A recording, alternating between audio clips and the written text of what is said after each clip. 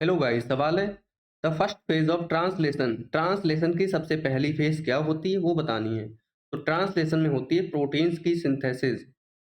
Protein synthesis. Protein का formation होता है। प्रोटीन का फॉर्मेशन कैसे होता है? जब बहुत सारे अमीनो एसिड्स दूसरे अमीनो एसिड से ऐसे जुड़ते जाते हैं पेप्टाइड बॉन्ड के थ्रू। तीसरे अमीनो एसिड से ऐसे करके लॉन्ग चेन्स बनती जाती हैं पॉलीपेप्टाइड की, और इन्हीं को बोलते हैं बाद में प्रोटीन या पॉलीपेप्टाइड। इन चेन्स के लिए बोलते हैं पॉलीपेप्टाइड चेन। और ये जो अमीनो एसिड एक दूसरे से कॉम्प्लीमेंटरली जुड़ रहे हैं, वो एक दूसरे से जुड़ रहे हैं तो वो बेस्ड होते हैं एमआरएनए से। किसके ऊपर बेस्ड? एमआरएनए। जो सीक्वेंस एमआरएनए में होगा उसी के अकॉर्डिंग जो है प्रोटीन फॉर्मेशन होता है। एमआरएनए के अकॉर्डिंग प्रोटीन का फॉर्मेशन होता है।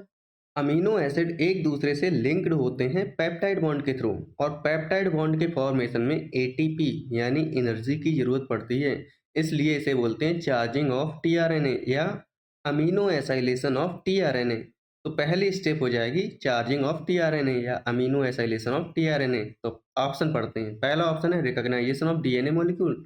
डीएनए मॉलिक्यूल को रिकॉग्नाइज करता है ट्रांसलेशन में। सबसे पहले गलत बात, डीएनए को नहीं। सबसे पहले अमीनो एसाइलेशन होता है टीआरएनए का। फर्स्ट स्टेप यही है, तो बी ऑप्शन हमारा करेक्ट बनेगा। एंटीकोडॉन को रिकॉग्नाइज करता है, ये भी नहीं होगा, ना ही binding of mRNA to ribosome. B option correct बनेगा। Thank you.